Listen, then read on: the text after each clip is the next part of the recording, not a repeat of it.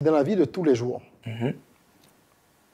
si on met de côté le leadership, l'entrepreneuriat, dans la vie de tous les jours, quels sont les bienfaits de l'intelligence émotionnelle? Vous, par exemple, depuis que vous pratiquez l'intelligence émotionnelle, ce versant de l'intelligence là qui est assez nouveau, en tout cas en termes conceptuels, qu'est-ce que ça a changé? Qu'est-ce qui a changé dans votre vie? Je suis de plus en plus conscient. C'est-à-dire? C'est-à-dire, il y a cette présence d'esprit. C'est important. La plupart des hommes sont sur pilotage automatique. Oui, la plupart d'entre nous, bien sûr. Oui. Des pensées, des émotions. Même des actions, quand on rentre dans la voiture, on démarre, on conduit machinalement, on va au boulot, donc c'est le même trajet. Absolument. Donc, il faut arriver à un moment de sa vie où il faut apprendre à débrancher ce pilotage automatique pour prendre les rênes vraiment de sa vie. Et ça vous permet quoi concrètement? Vous qui êtes là, par exemple, en pleine conscience, en face de moi, qu'est-ce que ça vous permet d'accomplir au jour le jour? La gestion du stress. Le stress, c'est un quotidien. Le stress, c'est un amalgame d'émotions qui réduit la performance de l'individu. L'individu, que ce soit au travail, que ce soit dans la famille, que ce soit dans la communauté. La capacité à raisonner, la capacité à réfléchir, par exemple, pour pouvoir résoudre les problèmes. Quand le stress s'empare de vous, ça vous donne de la force pour pouvoir faire face à une situation. Mais ça rend indisponible momentanément cette partie de vous qui a besoin de réfléchir, de vraiment penser aux choses, de pouvoir résoudre les problèmes. Donc, quelqu'un qui pratique l'intelligence émotionnelle arrive facilement, sur une base régulière, quotidienne, à gérer son stress. Et le stress, ça a été prouvé scientifiquement, que le stress occasionne ou est à l'origine de 110% en fait des maladies dont souffrent les hommes aujourd'hui. Donc, apprendre à gérer le stress, c'est très important, c'est capital dans la vie d'un individu. Et il y a plusieurs façons de le faire. Et les façons, pas très, les manières, je veux dire, les possibilités pas très orthodoxes aujourd'hui que les gens utilisent pour gérer le stress, ça a des répercussions. Des effets secondaires, quoi. Oui, des effets secondaires, exactement, sur le corps, sur l'organisme. Alors que pratiquer l'intelligence émotionnelle, ça ne nécessite pas qu'on ingurgite une substance ou quoi que ce soit. C'est juste une prise de conscience et un alignement avec sa pensée, ses émotions et une certaine canalisation de ses émotions vers l'atteinte de ses objectifs. L'intelligence émotionnelle ne veut pas dire non plus ne pas se mettre en colère.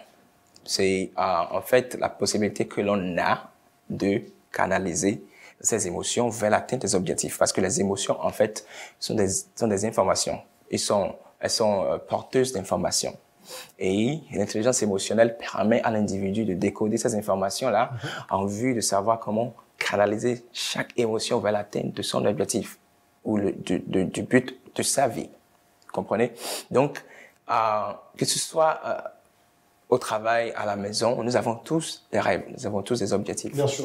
Et nous vivons au jour le jour. Et on a tellement de choses qui tombent sur nous. On a tellement d'objectifs à atteindre. Il y a la frustration qui se crée, qui est une émotion. Il y a l'ambition. Les hommes aujourd'hui sont très ambitieux. Et tout le monde aussi, je veux dire, nous survivons tous. Nous sommes comme dans une jungle et tout le monde essaie de s'en sortir, de survivre, exactement. Bien sûr. Donc, dans une telle condition, il y a tellement d'émotions qui sont générées en nous. Et puisque ces émotions-là déterminent les actions que nous menons, il faut pouvoir savoir les canaliser, que ce soit vie de couple, vie familiale, dans la communauté, avec les amis, communauté. Relation avec, exactement. Il faut il faut apprendre à canaliser ces émotions pour en faire des alliés. Comme vous l'aviez dit au début, en faire des émotions des alliés vers qui concourent à l'atteinte des objectifs. Donc l'intelligence émotionnelle ne va pas vous empêcher de vous mettre en colère, mais elle va vous permettre de savoir comment transformer cette colère-là en un atout pour aller vers l'objectif. Exactement. Qu'il s'agisse de colère, de peur, de frustration, de jalousie, tout ce qui est émotion, vous apprenez donc à capitaliser là-dessus, si j'ai bien compris. Très bien. C'est intéressant. Mais dites-moi, vous qui êtes praticien certifié en intelligence émotionnelle et qui parcourez le monde dans le cadre de vos activités justement, est-ce que vous remarquez une différence d'appréciation selon les continents? Je voudrais savoir si vous avez l'impression que l'intelligence émotionnelle s'intègre bien en Afrique. En Occident, où je me suis fait certifier aux États-Unis, par exemple, parce que j'ai été certifié par une organisation américaine, la pratique de l'intelligence émotionnelle est prépondérante, c'est dominant. Les entreprises investissent $1 million par an dans le développement personnel de leurs collaborateurs, de leur personnel. Et l'intelligence émotionnelle est l'un des outils, des pratiques qu'ils utilisent pour pouvoir responsabiliser, autonomiser leurs collaborateurs et leur personnel. Donc, ils connaissent l'importance de la chose là-bas parce que ils font face à des défis qui nécessitent que cette pratique-là soit promue au sein de la communauté. Okay. Maintenant, pour l'Afrique, c'est un concept nouveau, une pratique qui vient juste d'arriver. Bien sûr. Et nous, Africains, on n'a pas encore vraiment développé cette culture-là.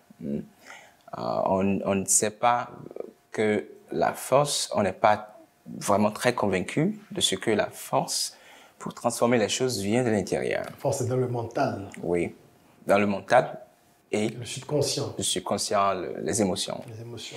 Comment vraiment se servir de ces émotions pour engendrer le développement durable que nous voulons.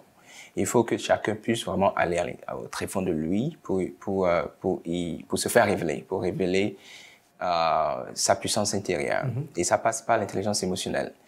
Donc, je disais tantôt que c'est un concept ou une pratique, je ne veux pas dire que c'est plus un concept, c'est une pratique. C'est une pratique aujourd'hui, bien, voilà. C'est sûr. C'est une pratique qui est nouvelle en Afrique. Et à travers mes voyages en Afrique de l'Ouest, de l'Est, en Afrique du Sud, j'ai eu à rencontrer pas mal de jeunes, de personnes que j'ai formées, et je vois c'était un engouement. C'était un engouement. Au niveau de notre génération, vous voulez dire? Oui, au niveau de notre génération. Les jeunes veulent apprendre. Ils ont eu cet engouement pour la chose. Mais il reste à faire, énormément de choses à faire, parce que on entend dire en Afrique, par exemple, que quand tu es homme, tu supprimes tes émotions. Tu n'es pas émotionnel. Tu ne devrais pas pleurer. Exactement, tu ne peux pas pleurer et autres. Alors que les émotions sont humaines. Nous sommes tous dotés des émotions et tout ce que nous faisons, c'est sur la base de ce que nous ressentons, comme j'ai dit tantôt.